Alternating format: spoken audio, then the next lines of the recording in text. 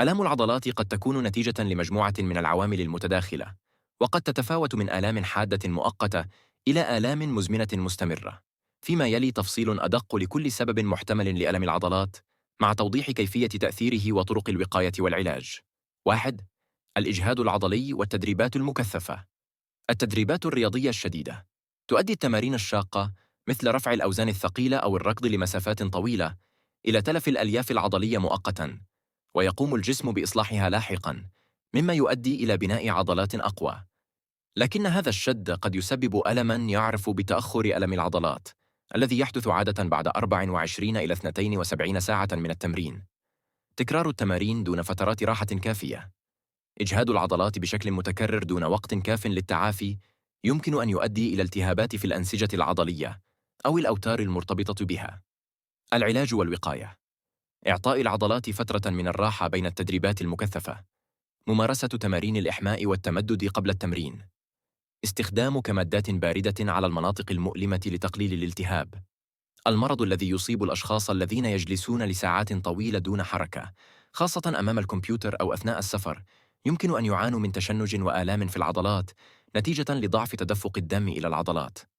وضعيات الجسم الخاطئة: الجلوس أو النوم بوضعية غير صحيحة يضع ضغطاً غير متوازن على العضلات، ما قد يؤدي إلى تشنجات وآلام. العلاج والوقاية: القيام بتمارين تمدد بسيطة خلال اليوم، استخدام كرسي مريح وداعم للظهر، الحفاظ على وضعية سليمة للجسم أثناء الجلوس والنوم.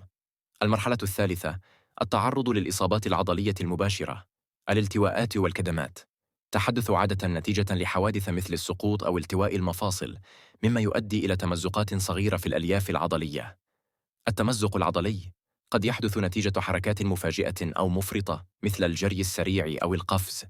العلاج والوقاية: في حالات الالتواءات يمكن استخدام الثلج على المنطقة المصابة لتقليل الالتهاب، رفع العضو المصاب وتثبيته لزيادة فرص الشفاء، تجنب الأنشطة المكثفة حتى يتعافى العضو المصاب تماماً. الإجهاد البدني والنفسي: الضغط النفسي والتوتر يؤدي إلى إفراز هرمونات مثل الكورتيزول، الذي يؤثر على صحة العضلات ويجعلها أكثر عرضة للألم والتشنجات. الإرهاق الجسدي قد يسبب ضغطاً كبيراً على الجسم والعضلات، مما يؤدي إلى آلام خاصة بعد القيام بمجهود كبير. العلاج والوقاية: ممارسة تقنيات الاسترخاء مثل اليوغا والتنفس العميق، تخصيص وقت يومي للراحة والاسترخاء. الخامس: نقص العناصر الغذائية المهمة البوتاسيوم والمغنيسيوم والكالسيوم. هذه المعادن أساسية لانقباض العضلات واسترخائها. نقصها قد يؤدي إلى تقلصات عضلية مفاجئة، خاصة أثناء النوم أو التمارين الرياضية. فيتامين دي يساعد في تعزيز صحة العضلات والعظام.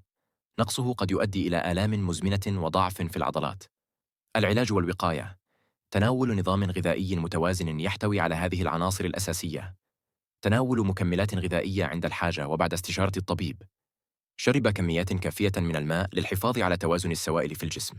السادس: التهابات العضلات والأوتار. التهاب الأوتار يحدث غالباً بسبب الإفراط في استخدام العضلة المرتبطة بهذا الوتر، وقد يؤدي إلى آلام شديدة في مكان الالتهاب مثل الكتف أو الكوع. التهاب العضلات يكون أحياناً ناتجاً عن عدوى فيروسية أو بكتيرية، مما يتسبب في ألم وتورم العضلات المصابة. العلاج والوقاية: يمكن استخدام الأدوية المضادة للالتهابات لتقليل الألم والتورم. الراحة وتجنب الإجهاد الزائد على العضلات المصابة. العلاج الطبيعي لتعزيز الشفاء. السابع: الأمراض المزمنة والمناعية الذاتية. الروماتويد اضطراب مناعي ذاتي يهاجم الأنسجة الصحية ويؤدي إلى التهابات وآلام في المفاصل والعضلات. التصلب المتعدد يؤثر على الجهاز العصبي المركزي ويتسبب في ضعف العضلات وتشنجاتها. الفيبروميالجيا اضطراب يسبب آلاما واسعة في الجسم ويرتبط بالتعب المزمن واضطرابات النوم. العلاج والوقاية: العلاج الطبيعي لتحسين قوة العضلات وليونتها، الأدوية التي توصف لخفض الالتهاب وتخفيف الألم، تنظيم النشاط اليومي بحيث لا يزداد الإجهاد العضلي. التغيرات الجوية: البرودة الشديدة قد تؤدي إلى تقلص العضلات وتيبسها، مما يزيد من فرص الشعور بالألم. الرطوبة العالية: بعض الأشخاص قد يعانون من ألم في العضلات والمفاصل خلال الجو الرطب، حيث تؤثر الرطوبة على التوازن الطبيعي للعضلات. العلاج والوقاية: الحفاظ على دفء الجسم في الأجواء الباردة. تجنب التغيرات المفاجئة في درجة الحرارة. ممارسة التمارين الرياضية بشكل منتظم لتحفيز تدفق الدم. العلاجات العامة لتخفيف آلام العضلات كمادات الثلج أو الحرارة. يمكن استخدام الثلج لتقليل الالتهاب أو الحرارة لتخفيف التشنجات العضلية. التدليك يساعد في تحسين تدفق الدم وإرخاء العضلات.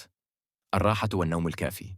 النوم الجيد ليلاً يساعد في تجديد الخلايا والتخلص من الألم.